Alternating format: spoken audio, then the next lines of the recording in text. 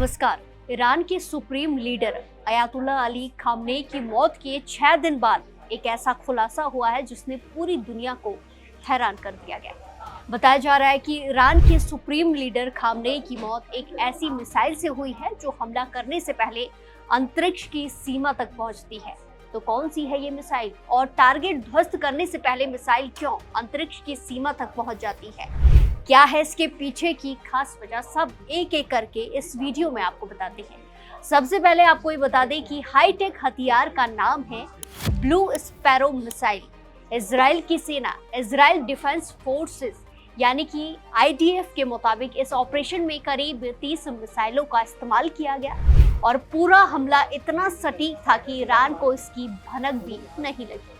IDF ने बताया कि इजरायली लड़ाकों ने 30 मिसाइलों की बौछार की, जिसमें लेटेस्ट ब्लू स्पैरो भी शामिल थी, जो अपने टारगेट पर लगने से पहले अंतरिक्ष के किनारे तक जाती है। ऐसे में सवाल है, क्या ये हमला सच में अंतरिक्ष से हुआ और ईरान का एयर डिफेंस इसे पकड़ क्यों नहीं पाया, और क्या ये मिडिल ईस्ट की जंग को और खतरनाक बना सकता है। दरअसल हाल ही में सामने आई रिपोर्ट्स के मुताबिक इजराइल ने एक बेहद गुप्त ऑपरेशन में अली खामनेई को निशाना बनाया। रिपोर्ट्स के मुताबिक इजरायली फाइटर्स जेट्स ने सबसे खतरनाक मिसाइल ब्लू स्पैरो मिसाइल को लॉन्च किया। इस मिसाइल की खासियत यह है कि ये सीधे टारगेट की तरफ नहीं जाती है। पहले ये पृथ्वी के वायुमंडल से ऊपर उड़ती है और अंतरिक्ष की सीमा के करीब पहुंच जाती है। इसके बाद बूस्टर रॉकेट से इसका वॉर हेड अलग हो जाता है और फिर ये दोबारा पृथ्वी के वायुमंडल में दाखिल होकर अपने टारगेट पर गिर जाती है। यही वजह है कि कई बार रडार सिस्टम इसे समय रहते पकड़ नहीं पाते।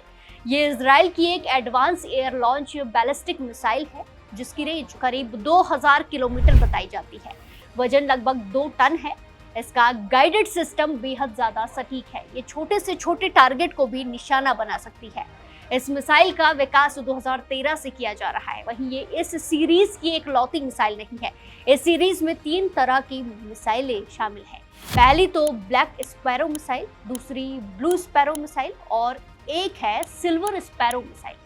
और एक्सपर्ट्स के मुताबिक इसकी तकनीक कुछ हद तक सोवियत संघ की स्किड मिसाइल और ईरान की शहाब 3 मिसाइल से मिलती जुलती है। वहीं ऑपरेशन की बात की जाए तो इस ऑपरेशन को सफल बनाने के लिए इजराइल ने ईरान को एक बड़ा धोखा भी दिया। रिपोर्ट्स के मुताबिक हमले से कुछ घंटे पहले इजराइल डिफेंस फोर्सेस ने एक ऐसा माहौल बनाया जैसे सेना वीकेंड के लिए बंद हो रही हो। IDF ने खुलासा किया है कि अली खामनेई की हत्या से कुछ घंटे पहले इजरायली जनरल्स झांसा देने के लिए अपने हेडक्वार्टर से निकले और फिर भेष बदलकर वापस आ गए। हमले से पहले IDF ने जानबूझकर ऐसा इंप्रेशन देते हुए फोटो और जानकारी भी जारी की, जिससे पता चलता है कि IDF के लोग और टॉप लीडरशिप डिनर के लिए घर जा रहे थे। ऐसे ईरान के लोगों को लगा कि कोई सैन्य कार्रवाई नहीं होने वाली है। यही वजह रही कि अली खामनेई इतनी सुरक्षित महसूस कर रहे थे कि वो अपने सुरक्षित बंकर से बाहर निकलकर महल में अधिकारियों के साथ बैठक के लिए पहुंचे और यहीं पर ये ऑपरेशन हुआ। और इसका मकसद यही था कि खामनेई और दूसरे बड़े अधिकारियों को कुछ भी कर पाने और भागने का समय ना मिले, और ऐसे में हमला किया गया। और हमले में खामनेई, उनकी पत्नी, बेटी, दामाद, पोती और पोते की हत्या की गई। वहीं खामनेई के बेटे मौजूदा उस वक्त आवास में नहीं थे। अब उन्हें सुप्रीम लीडर बनाने की तैयारी चल रही है।